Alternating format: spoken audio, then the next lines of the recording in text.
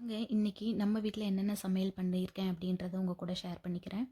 First நான் எப்போவுமே காய்கறியெல்லாம் என்னென்ன தேவையோ அதெல்லாம் எடுத்து கட் பண்ணி எல்லாம் ரெடி பண்ணி வச்சுப்பேன். அதுக்கப்புறம் தான் சமையல் கிட்ட போவேன்.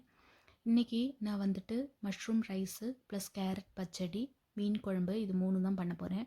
அதுக்கு தேவையான வெங்காயம், தக்காளி எல்லாத்தையும் எடுத்து கட் பண்ணிக்கிட்டு அதுக்கப்புறம் ஒவ்வொன்றா எப்படி பண்ணுறேன் அப்படின்றத காமிக்கிறேன். ஃபஸ்ட்டு மஷ்ரூம் ரைஸ்க்கு வெங்காயம், தக்காளி, இஞ்சி பூண்டு பேஸ்ட்டு, மஷ்ரூம் எல்லாத்தையும் போட்டு வழட்டிக்கிறேன். வழட்டிட்டு அதை ஒரு சைடில் ரெடி பண்ணிவிட்டு அதுக்கு நடுவில் ஃப்ரீசர்லேருந்து மீன் வேறு எடுத்து வச்சுருக்கேன் மீன் குழம்பு செய்கிறதுக்காக. இப்போ எடுத்து வச்சா தான் மெல்ட் ஆகி எல்லாம் கரெக்டாக வரும்.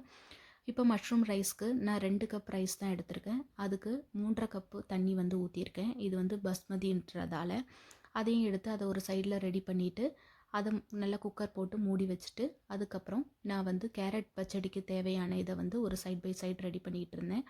ஃபஸ்ட்டு ஆனியன் ஊற்றி வெங்காயம் ப்ளஸ் இஞ்சி பூண்டு அதெல்லாம் போட்டு நல்லா வழட்டிட்டு அது கூடவே மஞ்சள் தூள் ப்ளஸ் தேவையான உப்பு எல்லாத்தையும் போட்டு இந்த பாத்திரத்தை அடைச்சி வச்சுட்டு கேரட் இதுக்கு என்னென்னலாம் தேவையோ அதெல்லாம் ரெடி பண்ணிக்கிட்டேன். தயிர் எல்லாத்தையும் ஒரு பாத்திரத்தில் போட்டு எல்லாத்தையும் ரெடி பண்ணிக்கிட்டேன். இன்றைக்கி நான் கொஞ்சம் தயிர் வந்து கொஞ்சம் தண்ணி அதிகமாக ஊற்றிட்ட மாதிரி தெரிஞ்சது.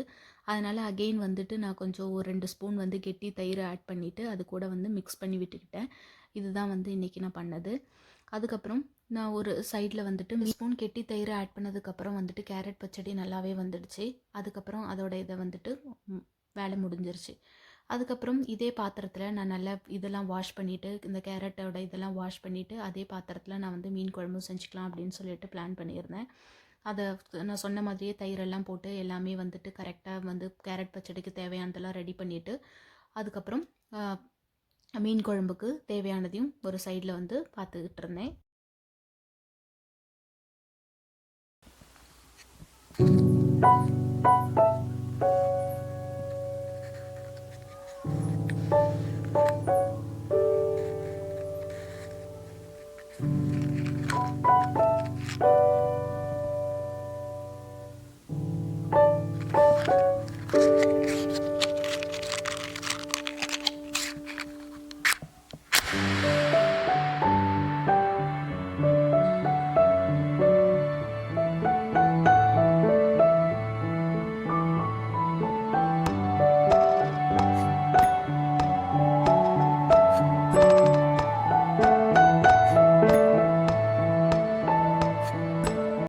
மீன் குழம்பு தாளிக்கிறதுக்கு எண்ணெய் ஊற்றி இன்றைக்கி நான் கடுகு போட்டு தான் தாளிக்க போகிறேன். வடகம் என்கிட்ட இல்லை, அதனால் கடுகு போட்டு தாளிச்சிட்டு எடுத்து வச்சுருக்க வெங்காயம், தக்காளி, பூண்டு இதெல்லாம் போட்டு நல்லா வழட்டிட்டு இன்றைக்கி நான் மீன் குழம்புக்கு வந்துட்டு கூட்டு மிளகாய் தூள் தான் வந்து யூஸ் பண்ணுறேன். பட்டை மிளகாய் தூளோ வேறு எதுவும் மசாலா பொடி எதுவும் யூஸ் பண்ணல.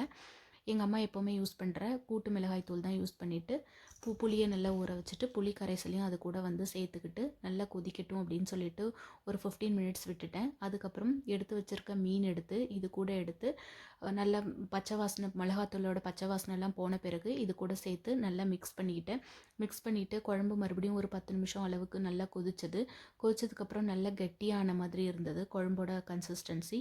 அதுக்கப்புறம் நான் எடுத்து வச்சுருக்க மீன் அது கூட சேர்த்து நல்லா ஆட் பண்ணிக்கிட்டு ஒரு தடவை கூட நல்லா மிக்ஸ் பண்ணி விட்டுக்கிட்டேன். அதுக்குள்ளே மஷ்ரூம் ரைஸும் வந்து ரெடி ஆகிடுச்சு. அந்த இதை வந்துட்டு குக்கரை வந்து அந்த அடுப்புலேருந்து எடுத்துகிட்டு மீன் குழம்புக்கு தேவையானது மறுபடியும் வந்துட்டு நல்ல மீன் குழம்போட இதை வந்து நல்லா கிளறி கொடுத்துட்டு மீனையும் வந்து சேர்த்துக்கிட்டேன். இன்றைக்கி நான் இவ்வளோ தான் வந்துட்டு பண்ணியிருக்கேன். எப்படி இருந்துச்சுன்னு ட்ரை பண்ணி பாருங்கள். இதுதான் வந்து என்னோடய ரொட்டீன் ஒர்க். அதுக்கு சைட் பைட்டில் வந்துட்டு நான் வந்துட்டு பாத்திரத்தையும் வந்து வாஷ் பண்ணிக்கிட்டேன். ஏன்னா அப்போ தான் வந்துட்டு வேலைகள் வந்து சீக்கிரமாக முடியும் அப்படின்றதுக்காக.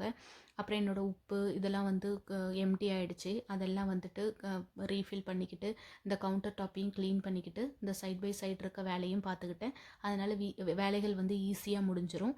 யாரெல்லாம் என்ன மாதிரி ட்ரை பண்ணுறீங்க அப்படின்னு சொல்லிட்டு கமெண்ட் பண்ணுங்கள். இதுதான் என்னோடய ரொட்டீன் ஒர்க்.